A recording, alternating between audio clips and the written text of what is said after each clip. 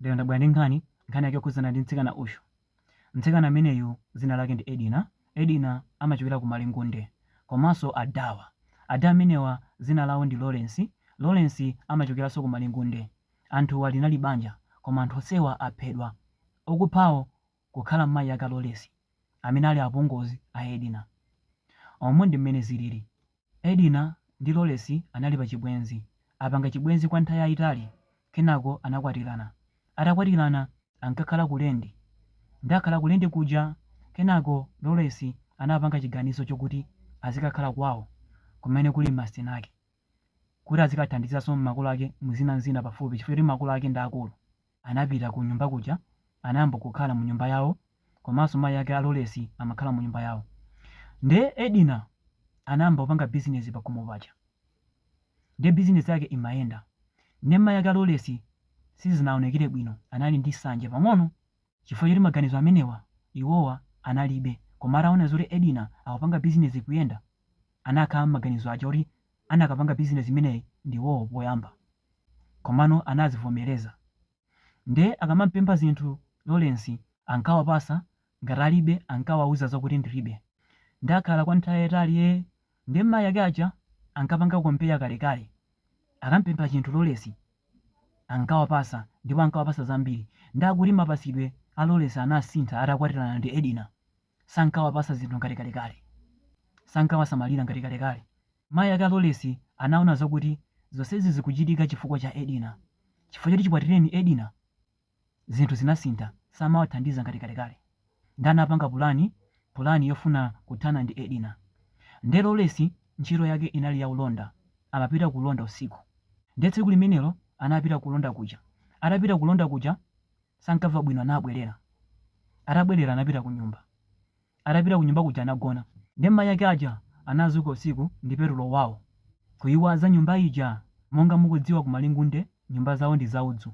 Anayiwaza nyumba ija petulo ndikuyatsa moto. Nde moto uja utayaka anthu anaona anambobwera, moto. Mayi ajanso anapanga act ngati sanapange ndiwo. Moto. Mpongozi wanga aucheka, chonde pangani fasi. Anthu aja anatchula chiseko, anatusa munthu uja, anatusanso Lawrence. Kutulusanso mwana wake wa Lawrence, anali ndi mwana.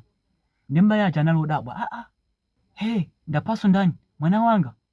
Anayamba kulira. Pene paja zimene mafuna, ndimafuna ndipe awiriwa. Koma anthu mafuna aphe Edina komanso mwana wake wa Edina. Ndimafuna ndipe awiriwa, ndaona ndapha mwana wanga izi ndizi. Anthu aja anambudabwa, tsono mwapanga zimenezi ndinuyo. Anayamba kuamenya mayi aja, amenyeni, tuzi zinakhala bwanji, chinopangisa nchani kuti urani uwaphe anthuwa. Nde anayamba kulongosola mmene zinakhalira, amenenso ndalongosolera. Kenako apolisi anabwera. Anawatenga mayiwa. Ati mayiwa sinali cholinga chawo pofuna kupha mwana wawo. Amangofuna aphe mpongozi wawo komanso mwana wa mpongozi wake.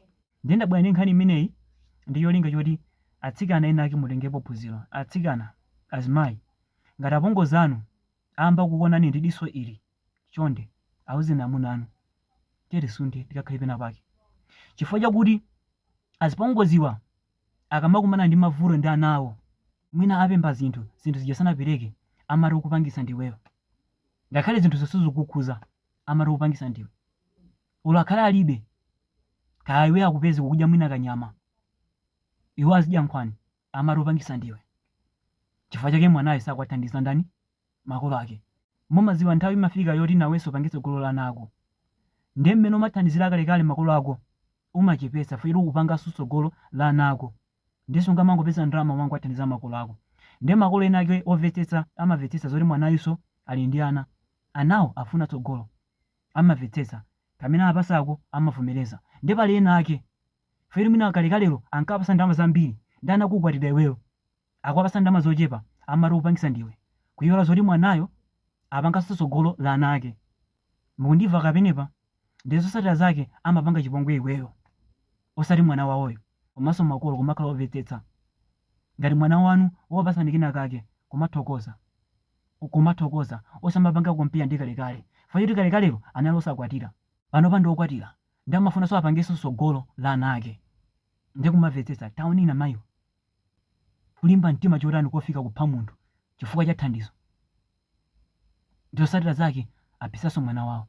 Ndi azimayi chonde ngati apongozi anu akuyang'anani diso la chonchi, ingo sunthani pamalopo. Sunthani. Komanso zoma kutenga ni mamuna atiye ukakhale kwathu imakhala mistake yayikulu. Mubanjamo ngati muli anthu 5 sungagwirizane ndosewa. Apezeka ndithu mmodzi wokuda.